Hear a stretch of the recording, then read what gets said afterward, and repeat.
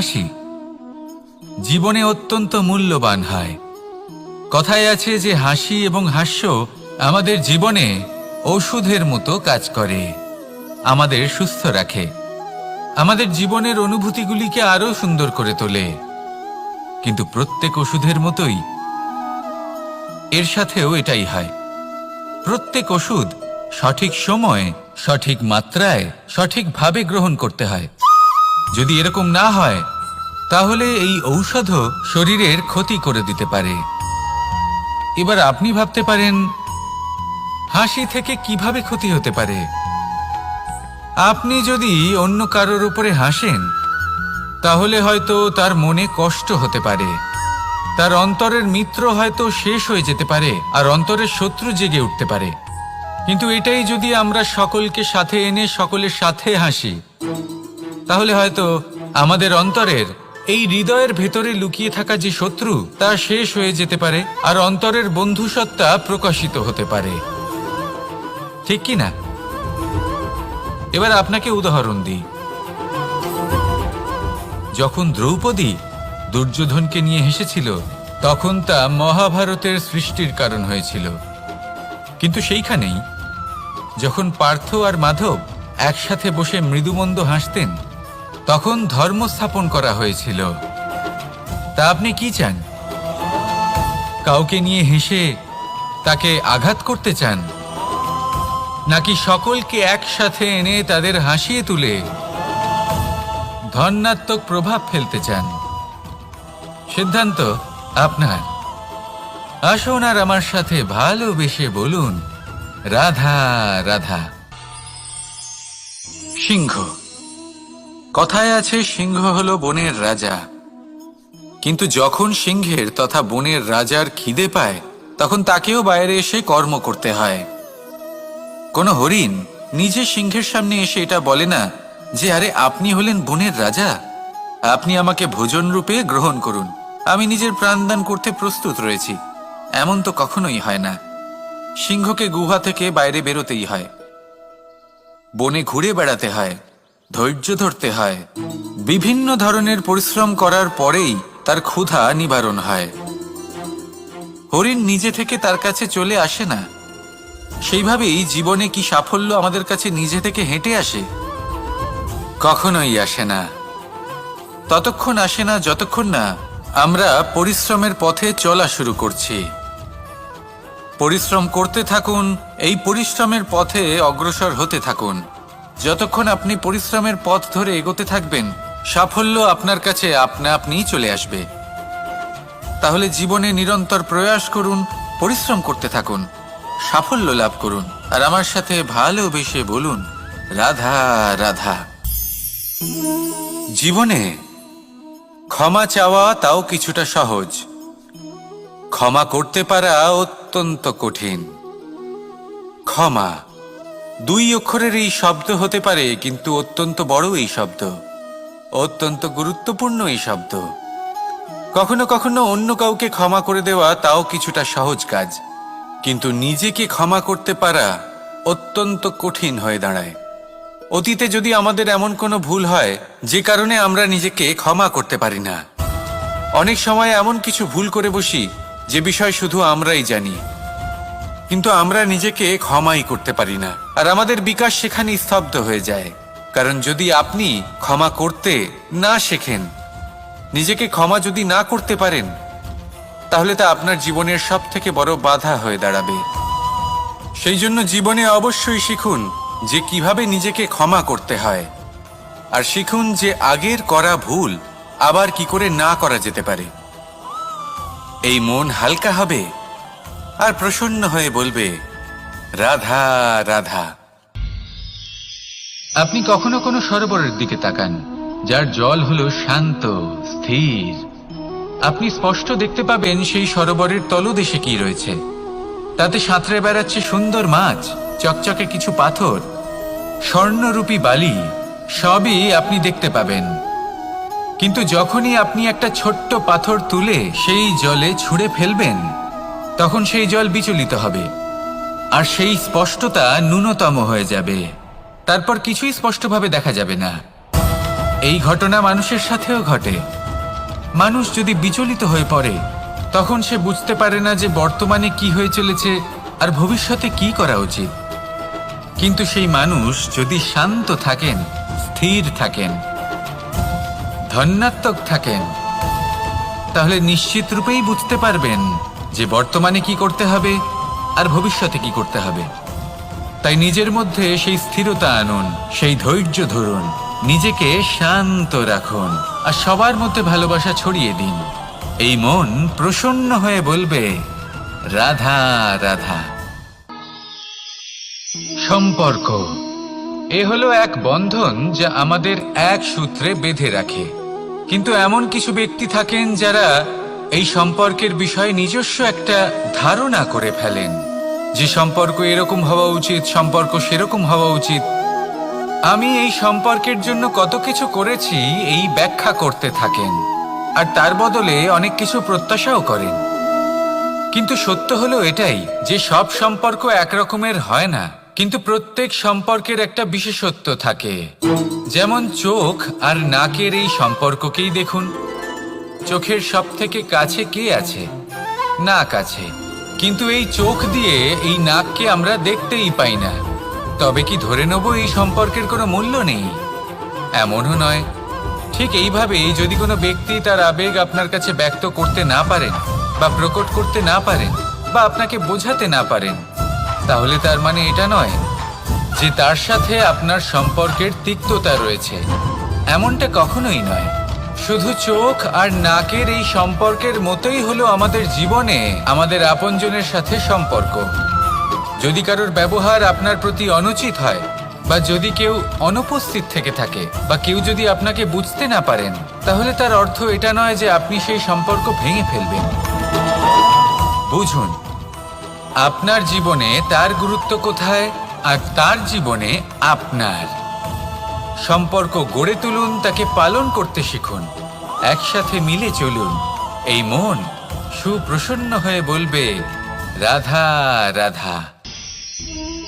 প্রারম্ভ শূন্যের দ্বারা হয়ে থাকে। তা সে ব্রহ্মাণ্ডই হোক, পৃথিবীই হোক, আদি ইত্যাদিই হোক, সবাই নিজের অস্তিত্ব শূন্য থেকে লাভ করে। এই শূন্য যার নিজের কোনো অস্তিত্ব নেই, কিন্তু সে সকলকে অস্তিত্ব দান করে থাকে। আমাদের এই শূন্যের মতো হতে হবে। যে আমাদের সাথে যুক্ত হবে তাদের অস্তিত্ব অনেক বেশি প্রখর হবে, বিশাল হবে, শ্রেষ্ঠ হবে। কিন্তু যেই আমরা তাদের থেকে দূরে যাব, তারা আমাদের উপস্থিতির আভাস পাবে, আমাদের গুরুত্ব বুঝতে পারবে। শূন্যই হলো সূত্রপাত, শূন্যই হলো সমাপ্তি। শূন্যকে কেউ যতই ছোট মনে করুক, কিন্তু এই শূন্য অত্যন্ত গুরুত্বপূর্ণ। তাই এই শূন্যের মতো হয়ে উঠুন আর আমার সাথে ভালোবেসে বলুন, রাধা রাধা। সাগরের ঢেউ সমুদ্র তটে ধাক্কা খেয়ে, পাথরের সাথে ধাক্কা খেয়ে তার আকার বদলে দিতে পারে। বিভিন্ন আকারের পাথরে এদের ঘষে ঘষে গোলাকার বানিয়ে দিতে পারে। কিন্তু এই সাগরের ঢেউ এদের নিজেদের আকার কখনো বদলায় না। কিন্তু এমন কেন? কারণ এরা বিচ্ছিন্ন হয়েও আবার একত্রিত হতে জানে। অর্থাৎ যখন এরা বিচ্ছিন্ন হয় তখন মতভেদ অবশ্যই, কিন্তু আবার একত্রিত হওয়া হলো এদের একতার প্রতীক। দেখুন, ঝগড়াঝাঁটি, তর্ক বিতর্ক, মতভেদ এগুলো জীবনের অভিন্ন অঙ্গ, কিন্তু এদের কখনো মনে প্রবেশ করতে দেবেন না। যদি মনে প্রবেশ করেও ফেলে, তাদের মনে ঘর করতে দেবেন না, এদের বের করে ফেলুন। এই ঝগড়াঝাঁটি, তর্ক বিতর্ক, মতভেদ এদের সারা জীবন সাথে নিয়ে চলবেন না। যদি একসাথে নিয়ে চলতে চান, তাহলে সকলকে একসাথে নিয়ে চলুন, ঢেউয়ের মতো। একতায় বিশ্বাস রাখুন। একসাথে মিলে যদি এগোতে থাকেন, তাহলে অনেক দূর পৌঁছবেন। নয়তো শুধু দূরের কথা ভেবেই যাবেন। কি চান সেই সিদ্ধান্ত আপনারই। আসুন আর আমার সাথে ভালোবেসে বলুন, রাধা রাধা। এই সাগর হলো বিশাল। কথায় আছে যে জীবনের উৎপত্তি সাগর থেকেই হয়েছে। কথাটা ঠিকও। এই সাগরই আমাদের ভিন্ন ভিন্ন ধরনের বনস্পতি প্রদান করেন, মণি এবং মুক্ত প্রদান করেন। আমরা কতটা তুচ্ছ সেই বিষয়ে আমাদের উপলব্ধি ঘটান, আমাদের প্রেরণা প্রদান করেন, যাতে আমরাও সাগরের মতো বিশাল হয়ে উঠতে পারি। এই সাগরের অনেকগুলো গুণ আছে যা আমরা শিখতে পারি। আজ আমি কথা বলবো একটা বিশেষ গুণের বিষয়। বেশিরভাগ মানুষ মালিন্য, নোংরা পদার্থ, নোংরা বস্তু, অপদ্রব্য এই সাগরে ভাসিয়ে দেন। কিন্তু সাগর এই পদার্থ নিজের মধ্যে একত্রিত করে রাখেন না, এই সব নিজের ভেতর থেকে বাইরে বের করে দেন। এ হলো অত্যন্ত শ্রেষ্ঠ একটা গুণ।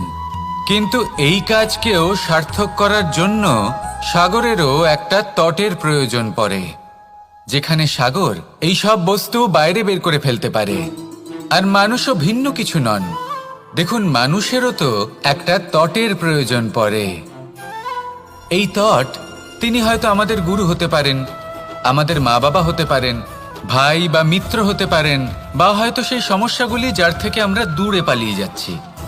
কারণ যখন আপনি এই সমস্যাগুলির সম্মুখীন হবেন, শেষ পর্যন্ত আপনি শিক্ষাই পাবেন। সব থেকে বেশি গুরুত্বপূর্ণ এই মনকে পবিত্র রাখা। আর তার জন্য একটাই উপায় আছে, এই মন তার মন্থন করা। যদি এই মনের মন্থন করেন তাহলে পূর্ণরূপে পবিত্র হবেন। আর এই মন, আপনি তো জানেনই, প্রসন্ন হয়ে বলবে রাধা রাধা। নেকড়ে, নেকড়ের বিষয়ে আমরা সকলে জানি। ওরা খুবই নিষ্ঠাবান এবং অত্যন্ত সতর্ক থাকেন, ছোট ছোট মূর্খতা করে বসেন। এনারা হাড় চিবোতে খুব ভালোবাসেন, কিন্তু চিবোতে চিবোতে এদের মাড়ি ছড়ে যায়, সেখান থেকে রক্তপাত হতে থাকে। সেই রক্ত ওনারা পান করেন, আর ওনাদের মনে হয় এই রক্ত হাড় থেকেই পাচ্ছেন। ওনারা ভাবেন যে এই হাড় চিবিয়ে আমরা আনন্দ লাভ করছি, কিন্তু আসল সত্য হলো এটাই যে ওনারা নিজেদেরই ক্ষতি করছেন। আমরা মানুষ, আমাদের সাথেও এমনটাই হয়। কখনো কখনো ভুলবশত আমরা এমন কোনো কাজ করি, আর আমাদের মনে হয় যে আমরা বাইরে থেকে আনন্দ লাভ করছি, কিন্তু সত্য হলো এটাই যে আমরা শুধুই ক্ষতিগ্রস্ত হচ্ছি। এটা হলো খুব বড় একটা শিক্ষা, যা আমাদের শেখা উচিত। তা হলো এটা যে আমাদের বোঝা উচিত যে কখন আমরা লাভবান হচ্ছি আর কখন ক্ষতিটাকেই লাভ বলে মনে করছি। এই শিক্ষা যদি আপনি প্রাপ্ত করতে পারেন, তাহলে এই সংসারে আপনার থেকে বেশি প্রসন্ন আর কেউ থাকবেন না। তাহলে আসুন আর আমার সাথে ভালোবেসে বলুন রাধা রাধা। এরকম কেন হয়? এরকম তখনই হয় যখন পিতা বুঝতেই পারেন না যে তার জীবনের আসল ধন কি। সেই আসল ধন তার সন্তানকে সে দিতেই পারে না।